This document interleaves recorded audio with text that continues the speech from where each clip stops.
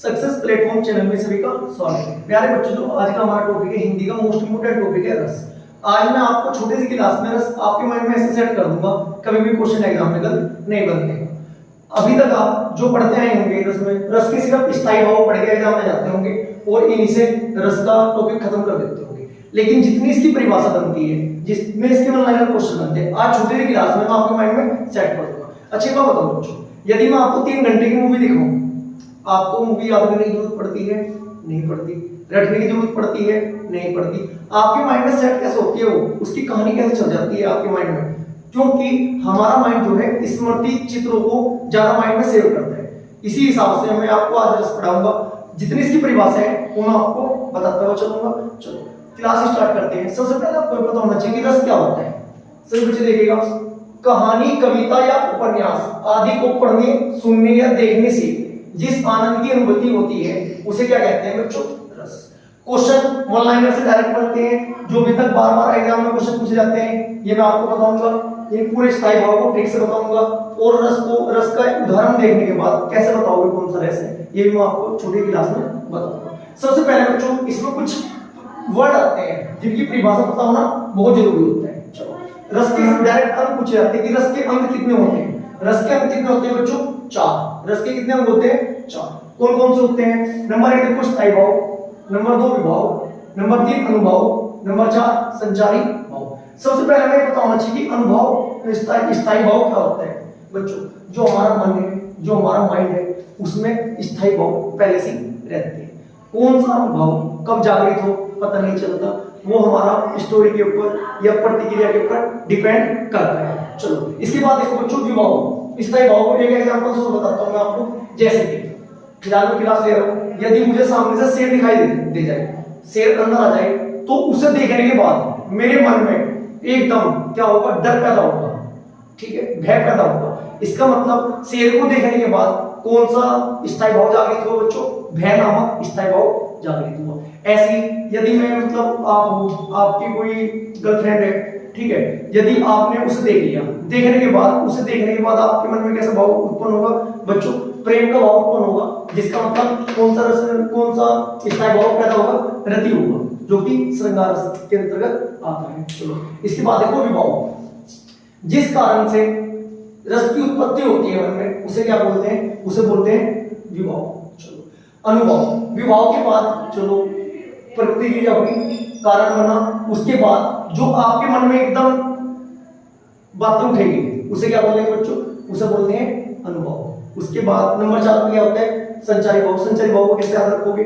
जो आपका मन काम करने के लिए प्रतिक्रिया करेगा उसे क्या बोलेंगे बच्चों? संचारी भाव। चलो इसमें कुछ परिभाषाएं होती है, जैसे क्या क्या होता है? नंबर 1 आश्रय क्या होता है, आलम क्या होता है, उद्दीपन क्या होता है, अनुभव क्या होता है, संचारी भाव क्या होता है। चलो आश्रय का आज तक आपको परिभाषा समझ में नहीं आई होगी, ये श्रृंगार रस के अवयव है। आश्रय को कैसे समझोगे? एक नायक से समझना। जैसे मूवी होती है, मूवी में क्या होता है? हीरो होता है, ठीक है। आश्रय का मतलब किससे है? नायक से या हीरो से। नंबर 2 बात है आलम। आलम को कैसे याद करोगे बच्चों? नायिका से याद करना, जैसे कि हीरोइन होती है, ठीक है। इसे आप अपने ऊपर परिभाषित करके भी समझ सकते हो, जिससे रटने की आवश्यकता नहीं पड़े। चलो आपके ऊपर या किसी के भी ऊपर एग्जांपल के साथ समझ सकते हैं। चलो आश्रय क्या होगा? मान लिया कोई बालक है, एक लड़का है, वो कोचिंग स्टार्ट करता है, कोचिंग जाना स्टार्ट करता है, ठीक है। ये मैं सिर्फ आपके माइंड में सेट करने के लिए बता रहा हूं, जबकि ऐसा नहीं है। नंबर 2 देखो, नायक हो गया भाई वो। इसके बाद देखो आलम, वहां पर एक कोई लड़की भी है, ठीक है, वो क्या कहलाएगी? आलम कहलाएगी, वो नायिका कहलाएगी। नायक हुआ, नायिका होगी। इनके दूसरे नाम क्या है? आश्रय और आलम। चलो इसके बाद क्या होता है? नंबर 3 पे क्या होता है? उद्दीपन आता है नंबर 3 पे। सर एग्जांपल दो, बताओ, समझाओ, कैसे स्टोरी बताओ उसकी पूरी। चलो एक लड़का था, एक लड़की थी, लड़के का नाम, लड़का क्या हुआ आपका? नायक, लड़की क्या हुई? नायिका। उद्दीपन क्या होता है? चेष्टा या क्रियाकलाप। मान लिया जो वो लड़की है या वो जो नायिका है, वो आपको देख के कुछ प्रतिक्रिया कर रही है, ठीक है, या मान लिया तिरछी नजर से देख रही है, या देखने के बाद मुस्कुरा रही है, या बालों को हाथ निकाल रही है, जो उसने प्रतिक्रिया की उसे क्या बोलेंगे बच्चों? उसे बोलेंगे उद्दीपन। आप इसे स्टोरी के हिसाब से, मूवी के हिसाब से भी समझ सकते हो, अपने ऊपर भी लेके माइंड में सेट कर सकते हो। 3 चीज बताई मैंने आपको। सबसे पहले आश्रय बताया, वो क्या होता है? नायक, या आप सोच सकते हो। नंबर 2 आलंबन, आलंबन किसे कहा गया, नायिका को, जो हीरोइन होगी उसको या जो लड़की होगी उसको। इसके बाद उद्दीपन, उद्दीपन क्या होता है, चेष्टा। मान लिया उस लड़की ने देखने के बाद कोचिंग जाना स्टार्ट किया, देखने के बाद क्या होता है, उसने आपको तिरछी निगाहों से देख लिया या आपकी तरफ देखकर मुस्कुराई, जो वो प्रतिक्रिया कर रही है उसे क्या कहेंगे, उसे कहेंगे बच्चों उद्दीपन। इसके बाद अनुभव, उद्दीपन, उद्दीपन को ऐसे याद रख सकते हो, उदय, किसका उदय हुआ, उदय हुआ, जो आप ये सोचते थे कि मेरी एक गर्लफ्रेंड बन जाए या बॉयफ्रेंड बन जाए, किसका उदय हुआ बच्चों, सिर्फ मैं आपको समझाने के लिए बता रहा हूं, किसका उदय हुआ, प्रेम का उदय हुआ उसकी क्रियाकलाप को देखने के बाद। चलो 3 चीज पता चली। इसके बाद होता है अनुभव, अनुभव का मतलब आप मिले, हाथ मिलाया या कहीं पर घूमने गए, उसे क्या बोलेंगे, उसे किसी कैसे परिभाषित करेंगे, अनुभव। अनुभव में क्या हो सकते हैं, कहीं मूवी देखने जा रहे हैं, कहीं मिल रहे हैं, जैसे कि कटाक्ष और चुंबन, बुक में भी यही परिभाषा है, वो बस मैं अपनी लैंग्वेज में आपको समझाने की कोशिश कर रहा हूँ। इसके बाद एक बच्चों संचारी भाव, संचारी भाव मान ले जैसे कि मूवी देखी होगी आपने, हीरो है हीरोइन है, हीरो ने हीरोइन को इंप्रेस कर दिया, ठीक है, फिर वो मिले, उसने थोड़ी प्रतिक्रिया की, मिलने के बाद वो एक दूसरे की गले भी लगते हैं मूवी में, ठीक है, और लगने के बाद वो जो हीरोइन है वो थोड़ी शर्मा के छोड़ के चली जाती है, भाग के चली जाती है, थोड़ा हट के शर्माती सी है, उसे क्या बोलेंगे बच्चों, लज्जा या हर्ष, जिसका मतलब ऐसे टेक्निकल वर्ड क्या है, संचारी भाव। चलो ये आपको अच्छी तरीके से समझ में आ गए होंगे। चलो जो डायरेक्ट क्वेश्चन बनते हैं वो सभी बच्चे देखिएगा।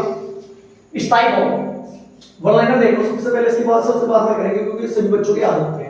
जो डायरेक्ट क्वेश्चन बनते हैं बच्चों, रस, रस का अर्थ क्या होता है, आनंद, बार बार क्वेश्चन पूछे जाते हैं, इन्हें अच्छी तरीके से माइंड में सेट कर लेना। रस, रस का अर्थ क्या होता है बच्चों, आनंद। इसके बाद काव्य की आत्मा किसे कहा जाता है या प्राण तत्व किसे कहा जाता है, काव्य का रस को कहा जाता है। नंबर 3 पे देखो स्थायी भाव, स्थायी भाव क्या होता है बच्चों, प्रधान भाव को स्थायी भाव कहते हैं। नंबर 4 देखो रति, रसपति या रसराज किस रस को कहा जाता है, श्रृंगार रस को कहा जाता है। इसके बाद नेक्स्ट क्वेश्चन, सर्वप्रथम परिभाषित किसने किया था, भरत मुनि ने किया था, कहीं में किया था, नाट्य शास्त्र में किया था। नाट्य शास्त्र में 8 प्रकार के रस होते हैं। आपके सामने ये सबसे बड़ी दिक्कत आती होगी, सर एग्जाम में 8 लगाए रसों की संख्या, 9 लगाए या 11 लगाए।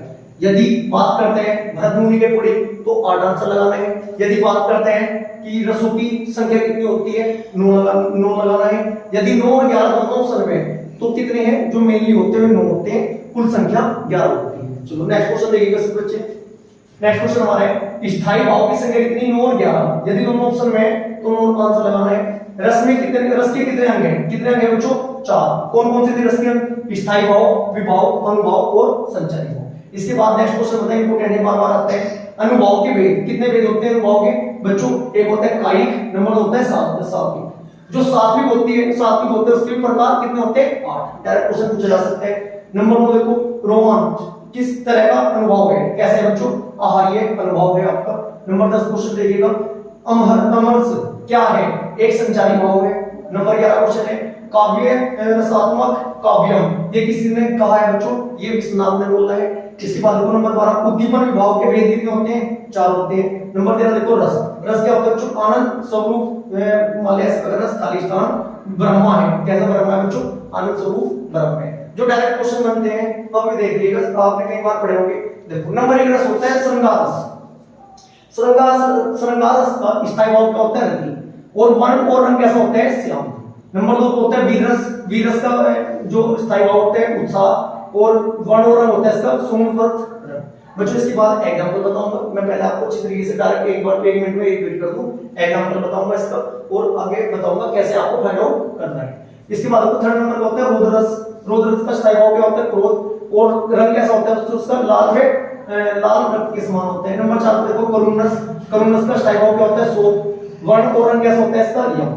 नंबर 5 पे देखो हास्य, हास्य का स्थायी भाव क्या होता है, हरास, हास, रंग कैसा होता है, सफेद। नंबर 6 पे देखो भयानक रस, भयानक रस का स्थायी भाव क्या होता है, भय, जिसके जो मतलब रंग होता है किसको परिभाषित किया गया है, महाकाल को। जैसे कह देते हैं ना कि महाकाल की जब तीसरी आंख या तीसरी नेत्र खुल गई तो क्या मतलब सभी डर जाते हैं, तो कौन सा रस पैदा होता है बच्चों, आपका भयानक रस पैदा, भय स्थायी भाव पैदा हो जाते हैं। नंबर 7 देखो विभत्स, विभत्स जो उसका स्थायी भाव है वो क्या है, जुगुप्सा, और रंग कैसा है इसका, नीला। ठीक है बच्चों। नंबर 8 देखो अद्भुत, अद्भुत रस का स्थायी भाव क्या है बच्चों इसमें, और जो रंग है इसका कैसा है। नंबर 9 देखो शांत, शांत रस का स्थायी भाव क्या है, निर्वेद, और कलर कैसा है इसका बच्चों, धवल। इसके बाद नंबर 10 देखो वात्सल्य। वात्सल्य का जो स्थायी भाव है क्या है? वात्सल्य या रति। नंबर 11 पे जो भक्ति रस है, भक्ति रस का स्थायी भाव क्या है? भगवत, विषय और अनुराग। रसों की संख्या कितनी है बच्चों? 8 है। भर्तृहरि के अनुसार 9 है। वैसे अगर मेल नहीं माने जाते हैं 9 होते हैं। एक क्वेश्चन ये बन जाता है कि दो रस जो है कौन से बाद में जोड़े गए हैं, उनका नाम क्या है बच्चों? नंबर 10 वात्सल्य और नंबर 11 क्या है? भक्ति रस। डायरेक्ट क्वेश्चन पूछता है। एग्जांपल के अकॉर्डिंग अगर वन लाइनर में क्वेश्चन कवर नहीं होता है आपका तो क्या करेगा? उदाहरण दे देगा, उसमें पूछ लेगा कि इसमें कौन सा रस है। इतने रस जो मैं आपको बताई, जहां पर रति हो, उत्साह पैदा हो, क्रोध पैदा हो, ठीक है, शोक दुख महसूस हो, हंसी आए, डर लगे, जुगुप्सा हो, घृणासी पैदा हो, विस्मय हो, निर्वेद हो, इसके अकॉर्डिंग एग्जांपल को पढ़ने के बाद जो भी आपको महसूस हो कि हाँ ये बोल रहा है तो वही रस लगा देना। एग्जाम में क्वेश्चन गलत नहीं उठेगा। सिर्फ और सिर्फ प्रैक्टिस का खेल है। जितनी ज्यादा प्रैक्टिस करोगे उतने ज्यादा चांस क्वेश्चन ठीक होने के होंगे। चलो एग्जांपल देखो। नंबर 1 देखो बच्चे, श्रृंगार रस। श्रृंगार रस को कितने भागों में डिवाइड किया है बच्चों? 2। नंबर 1 संयोग श्रृंगार, नंबर 2 वियोग श्रृंगार। जैसे कि जहां नायक और नायिका का मिलन होता है, जब आपस में दोनों मिलते हैं, वहां पर कौन सा आपका श्रृंगार, कौन सा रस आता है? श्रृंगार रस में संयोग श्रृंगार। संयोग बना उनका मिलने का, जब मिलेंगे खुशी महसूस होगी, इसका मतलब कौन सा वो होगा आपका रस? संयोग श्रृंगार। चलो, जहां नायक और नायिका का मिलन होगा संयोग श्रृंगार। वियोग श्रृंगार क्या होगा बच्चों? जहां पर वे अलग हो रहे होंगे, बिछड़ रहे होंगे। मान लिया एग्जांपल के थोड़ी थोड़ा लड़के के सामने लड़कियों के सामने देखेंगे क्योंकि ऐसी बातें ज्यादा याद रहती है। मान लिया आपकी कोई गर्लफ्रेंड है, ठीक है, यदि आप मिले गर्लफ्रेंड बॉयफ्रेंड आपस में, ठीक है, या नायक नायिका आपस में मिले, तो जब वो मिल रहे हैं तो कौन सा श्रृंगार होगा बच्चों? आपका संयोग श्रृंगार होगा। ठीक है, एग्जांपल देखना सभी बच्चे इसके। राम के रूप निहारती जाती। जब राम जी के रूप निहारती है सीता माता जी, तो वहां पर कौन सा रस हो रहा है बच्चों? आपका श्रृंगार हो रहा है संयोग श्रृंगार। वियोग श्रृंगार कहां होगा? जहां भी अलग होंगे, मान लीजिए गर्लफ्रेंड बॉयफ्रेंड है, पहले वादे को खुद कर लिए कि हां भाई शादी करेंगे, ये करेंगे, वो करेंगे, लेकिन एंड टाइम पे आके लास्ट में क्या कर दिया? मना कर दिया कि घर वाले नहीं मान रहे। तो वहां पर जो आपका जो आप बोलोगे वहां पर कौन से श्रृंगार की उत्पत्ति होगी बच्चों? वियोग श्रृंगार की। मतलब दुख प्रकट होगा कि भाई अलग अलग हो चुके हैं, ठीक है, वो वहां पर क्या हो गया? वियोग श्रृंगार। एग्जांपल देखो उसकी। मेरे तो गिरधर गोपाल दूसरों ने कोई, जाके सिर मुकुट मेरो पति सोई। चलो, इसमें क्या होता है?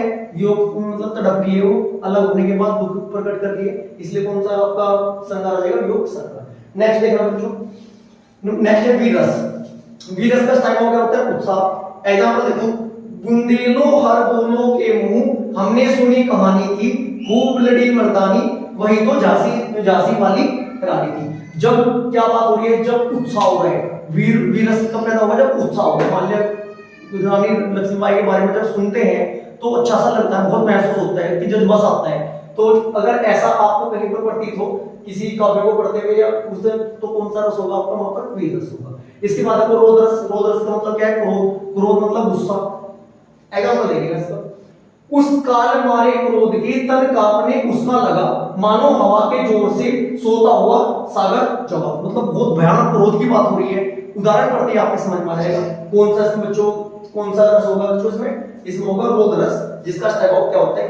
क्रोध होता है। एक बार अच्छे से वीडियो एक बार रिपीट करके देख लेना, साधारण भाषा में अपनी लैंग्वेज में समझने की कोशिश करना, कभी भी क्वेश्चन गलत आपका नहीं बनेगा। वीडियो अच्छी लगी है लाइक करें, चैनल को सब्सक्राइब करें। Thank you.